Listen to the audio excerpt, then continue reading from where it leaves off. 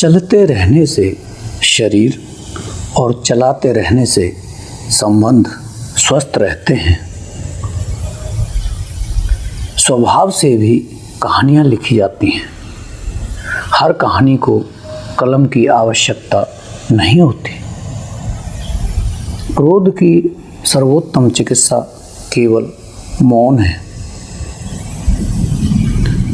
अंत सभी का समान है। हम जीते जी क्या करते हैं, बस वही हमें अलग बनाता है। दोस्त शब्द का अर्थ बहुत प्रभावशाली होता है। जो हमारे दोस्त का अस्त करे वही सच्चा दोस्त होता है। जीवन में वे लोग अधिकांशतः असफल होते हैं जो सोचते तो बहुत कुछ हैं किंतु उसके मुताबिक करते नहीं कुछ। यदि मन में कभी अच्छे संकल्पों के बीज अंकुरित हो जाएं, तो उन्हें कल पर नहीं टालना चाहिए, क्योंकि मानव मन की स्थिति सदैव एक जैसी नहीं रहती। हो सके जो शुभ संकल्प अभी मन में आया वह कल आए ही नहीं। यदि विचार यदि एक बार आया बार बार नहीं आता। जो सच्चाई ये भी है कि बुरे विचार बार बार आते हैं किंतु अच्छे विचार हमारी मन के पटल से गायब हो जाते हैं। अच्छे को आज करो और बुरे को कल पर टाल दो। ये सुखी और सफल जीवन की एक कुंजी है। तात्कालिक आवेश में लिए गए निर्णय पश्चाताप का कारण बन जाते हैं।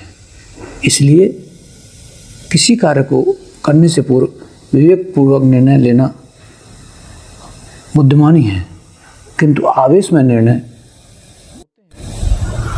सहनशीलता का गुण आपको सत्कार के योग्य बना देता है। सम्मानपूर्ण जीवन के लिए इच्छा से अधिक तितिक्षा की आवश्यकता होती है। केवल चाहने मात्र से जीवन सम्माननीय नहीं बन जाता, अपितु उसके लिए उचित दिशा में पर्याप्त प्रयास भी करना होता है। सम्मान मिलना गलत नहीं, किंतु मन में सम्मान की चाह रखना अवश्य श्रेष्ठ पुरुषों के स्वभाव के विपरीत है। किसी के जीवन की श्रेष्ठता का मूल्यांकन इस बात से नहीं होता कि उसे कितना सम्मान मिल रहा है, अपितु इस बात से होता है कि वह व्यक्ति कितने सम्मान से जी रहा है।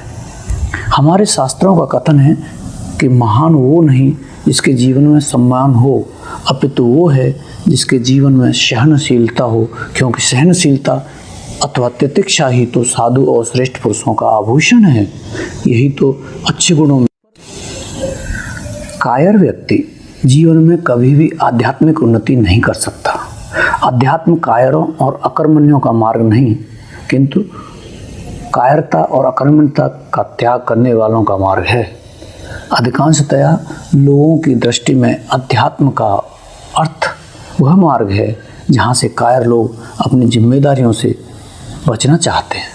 अध्यात्म का मतलब छोटी जिम्मेदारियों से बचना तो नहीं, किंतु मोटी मोटी जिम्मेदारियों का त्याग कर एक बड़ी जिम्मेदारी उठाने का साहस करना अवश्य है। सोचो, अध्यात्म यदि कमजोर लोगों का ही मार्ग होता तो फिर बलवान में ही शेर के दांत गिन लेने की सामर्थ्य रखने वाले भगवान महावीर और भगवान बुद्ध जैसे लोग इस पथ पर ना गुजरे होते। स्वयं की चिंता को त्याग कर स्वयं भू के चिंतन का नाम ही अध्यात्म है। सही अर्थों में स्वयं के कष्टों का विस्मरण कर समझ